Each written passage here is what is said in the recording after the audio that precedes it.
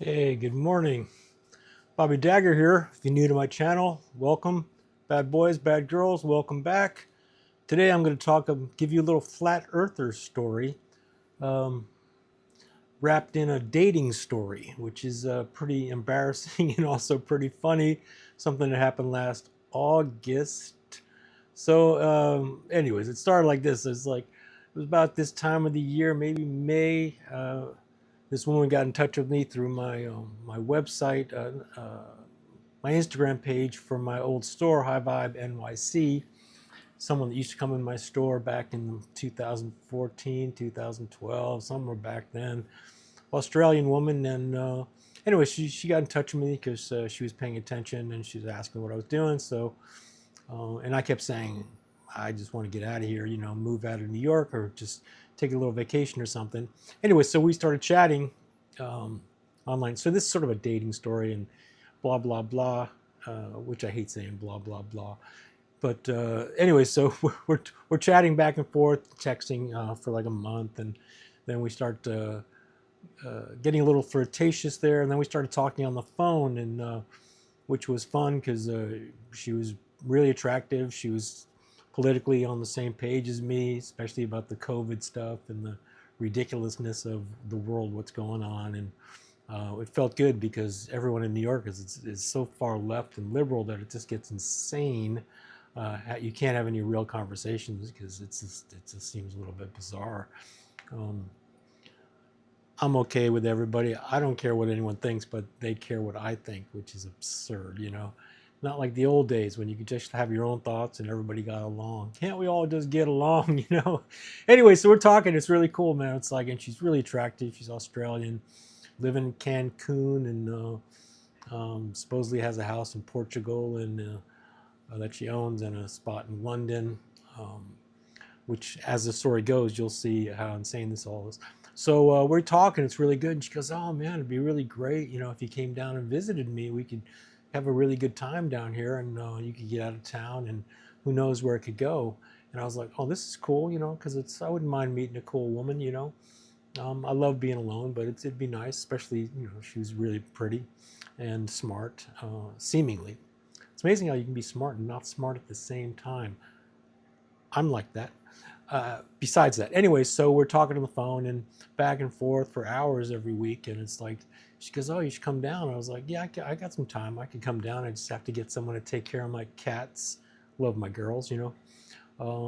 So she said, "When you want to come down?" And I told her when. She said, "Great." She said, "How long you want to come down for?" And I go, "I don't know, a week, two, three. I don't know. It depends if we're getting along. She goes, "Oh man, you should come down for 3 weeks because we'll have such a great time." And I said I'd get a car. She said, "Great, we could drive around and go fun places that she hasn't been to or wants to go back to." And I was like, "Yeah, great. This sounds good." So I booked a ticket, and she goes, "Yeah, come down for 3 weeks." And I was like, "Great, 3 weeks is good." So I booked the ticket the week before. And before this, we keep talking about. I keep asking her questions. She goes, "Oh, like questions about ex-boyfriends, and trying to get a temperature for where she's coming from and family life, because you can tell a lot about people from how they are with their family and their ex-boyfriends or girlfriends, or how they are with people." But every time I brought up the ex-boyfriend, she goes, "Oh yeah, we had a good thing, and then it wasn't." And well, we can talk about that when you get here. I was like, okay, cool. But this kept going on where she kept avoiding certain uh, conversations I wanted to have that I thought were important, because I want to see those red flags. When those red flags are going up, I want to know them. Because there's an old saying: to get fucked, you got to be in the right position. So here we go. I don't know if I can say that word, but I said it. Okay, maybe if YouTube cuts me off, they cut me off. Um, so anyway, so she wouldn't have these conversations. I was like, okay, so it's not that. She kept saying, oh, it's not that important. Then one time, I'm into watches. I got like, oh, this is a cool watch. This is a Baltic I just got. It's French. It's very beautiful. I like it. Anyways, I said, oh, I'm trying to find a watch that has a meteorite dial on it. The face. That you can see. And she goes, oh, can you get one of those without the meteorite? And I was like, I didn't say anything. I was like, my brain was going, I want it because of the meteorite, because I love rocks and stones and something powerful about something coming from outer space, landing on the planet and turning it into something. I love knives and things like that, and I used to like when knife makers would make knives and things out of meteorites, and especially if they did a cool pattern or something, because they're just so fascinating. You have this tool here that comes from outer space, handcrafted by human hands. Fascinating. Anyway, so I thought that was a little weird that she wanted to watch without the meteorite when I thought that was the most important part of it. So then she goes, "Oh, you know, the Earth is like a clock. You probably like that." And I was like, "Yeah, I guess the Earth is like a clock. You know, the sun rises, the sun sets." And she goes, "Yeah, no, it doesn't." And I was like, "Okay, it doesn't. I don't know in your world what that's about." So this is the crack starting to happen. It's like that I didn't see, but I saw. So I was like, well, I'm still going to go down. I was like, what's the worst thing that happens? We don't get along, or I just go to a hotel and I just continue my voyage and do something else while I'm down there. I'm moving my hands a lot. What does that say about me? Um, so I fly down, and the week before, she's every day texting me, "Oh, it's exciting, 7 days, 6 days," telling me the days because she's excited for me. She goes, "Oh, I'm probably not going to get anything done while you're down here."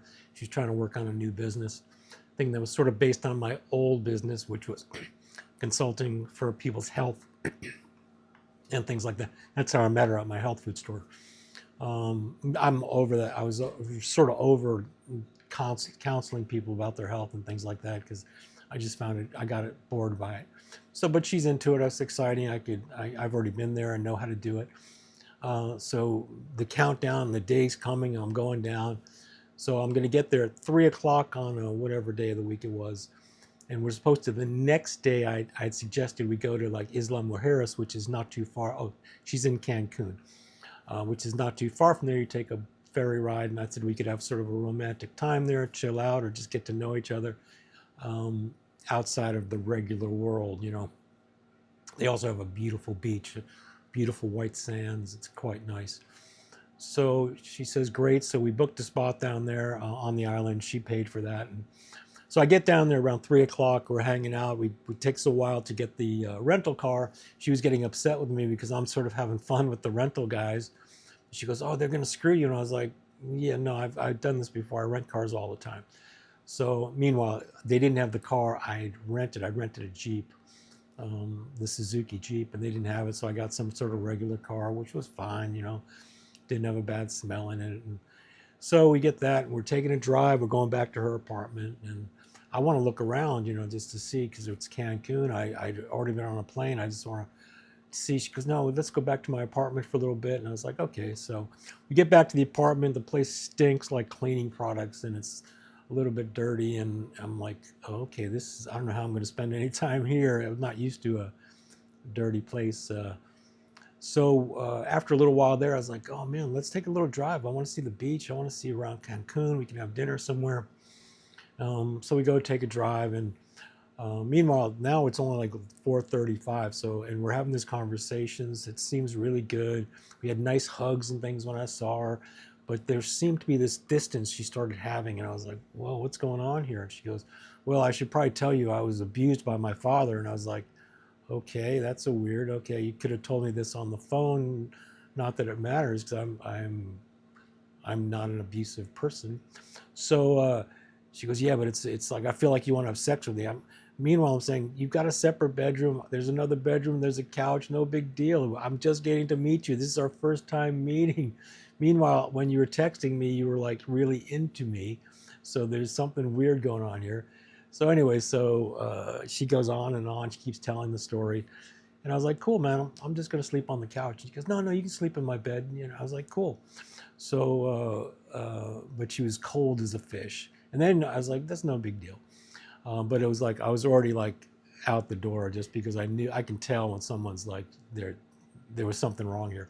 So then she goes, "Oh, I like to listen to podcasts at night." And I was like, "Great, I like podcasts." She goes, "Oh, there's this great one I listen to. It's like it's on the flat Earth, and once you get to know these people, they're really great people, and they're just really smart." And I was like, "They're flat earthers. You're not telling me you're a flat earther." She goes, "Yeah, like once you get to know these people and see and hear why they do this and how everything else is just wrong, you'll know why it's so that the earth is flat. And I was like, no, I know this rabbit hole. I've been down there, not personally, but I've watched it because I sort of like watching idiots be idiots, because it's fascinating with the human brain, how people can react to things and how they can really talk themselves into things to believe things because they want to be so separate and different. Meanwhile, they're just, I can't see it, it doesn't exist, which I understand. At the same time, I also understand just because you don't see it, it still exists. Like, we don't see bacteria, it exists, although she believes there is no bacteria. And that's another story about the health waste. Anyway, so she's listening to this thing, and they're talking. It's like, don't worry if the people that are round earthers don't believe in the flat earth. Once you tell them and they see the light, they'll get it. Once they see it, all the information we have, they'll get it, And I'm like, yeah, I get all the information, and it's all wrong. It's all batshit crazy. And I'm all for science and seeing what's real and not, and checking things out. But something that's been proven for so long, and it keeps being proven, and every time they're disproved, they push the conversation to another spot, and then I love when they go to mathematics. Well, the math says this, and it's like, they don't understand the math, and the math doesn't say that at all, at all. And I want to know who's paying for all this thing, and they say, oh, it's a big conspiracy. And I was like, yeah, who's getting paid for this? Well, they're all actors. And I was like, oh, well, I'm not an actor. I'm not getting paid. And I'm saying, you've been all over, from Australia, you've flown around the world several times. You've been to China, you lived in England, you have a place in England, you have a place in Portugal. That was the other thing. We kept talking about our place in Portugal. We could both live, and I could create a little farm there, a garden that we could grow our own food, which would have been amazing and stuff. So there's a lot of things that we had in common that was going to be really good. Little did I know she was renting that place out to make money so she could live in Cancun because she was broke. So anyway, so this is not going well that night. And then I sleep on the couch, which was fine, but I had to listen to this craziness of this podcast, which was fascinatingly stupid. And especially when it's coming from a religious background, which is like a whole other insane thing. So I wake up in the morning to her screaming to some woman on the phone that's renting her place in London, in Piccadilly Square, or wherever that is. Excuse me. So she's renting this place, and she's having this argument with this woman. The woman's trying to move out. She wants her to move out. And they're having this horrible, and the woman on the phone, I'm hearing she's talking, I could hear with both sides of the conversation. So the woman sounds delightful. She's young, and she just sounds delightful, and she's extremely smart. She's saying everything that a landlord would want you to hear. She's doing all the right steps to move out, to get things done. And at one point, this woman that I was going down to date, I was going, well, if you knew what was going on in the world, if you really knew what was going on in the world and the troubles I have, you would not be so frivolous about this whole thing, and you would understand that. And the girl's going, okay, that's okay. So I'm trying to move to my grandparents in Italy, back home. And this woman kept going off on, if you really knew what was going on in the world, and screaming at the woman. And the woman's just trying to figure out how to get out of the house and close their business together. But this woman couldn't let go of the conspiracy theories or whatever you want, which was, I believe all the stuff she was talking about are true. At the same time, this was a conversation about moving out of a person's apartment. It wasn't about the world in general, which we couldn't change. So I'm sitting there, holy fuck, how am I going to get out of here? Because now I want to go to the island quick. I want to just jump in the car and run, but it was like a gated, sort of locked in little thing. So you need a key to get out of the place. So I couldn't just pack my bag, go to the car and split. She goes, well, I'm not coming to the island. I can't while I've got all this stuff going on because my landlord wants this and that and the other thing. And I was like, okay, that's cool. You can still work that stuff out texting over there. And she goes, no, it's like, you don't understand. You just don't understand. I was like, trust me, I understand. I just ran $1 million business. I get it. There's stress. But most things can be dealt with from afar. But I really would just want to get away from her. So she goes, well, I'm not going to come over. And I was like, great, just get me out of here. can you just let me go, and then, call me when, later. So then she goes, well, I need to get my smoothie together, and I'm all dysfunctional because you showed up and I don't have my right drinks. I was like, you've had a week to get all the things you needed for your drinks. This has nothing to do with me. It's just that you just didn't go out and get your smoothie. So I took her to the spot where she'd get her fruits so she could make her smoothie and get balanced. But I'm still just wanting to get the fuck out. So we get back. I was like, okay, I got to go. And she unlocks it so I could get out of this little compound. Plus the place was so disgusting. It was like in the middle of a slum. And you think Cancun is quite beautiful, and she was living in the worst part of Cancun. Luckily, it wasn't too far from the ferry, so I could get out. So I finally get out. She wants to give me a hug, and I just sort of give her this like limp fish hugs, just because I just want in my car and gone. I just want this whole thing in the past. Man, granted, I've not even been there 16 hours at this point, and we had all these months of the lead up of being excited to be together, and now I just can't wait to get away.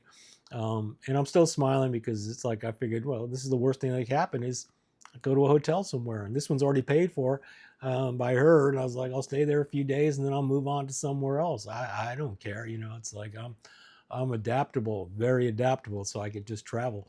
So I get out, I'm driving, I get back to the island, Isla Mujeres, which is a very beautiful island. Find the hotel. It was really nice. It was just not too far from the beach, and it was like quiet, beautiful, big bed, and it was just comfortable, cozy. I was very excited to be there, excited to be away from her, although I was disappointed.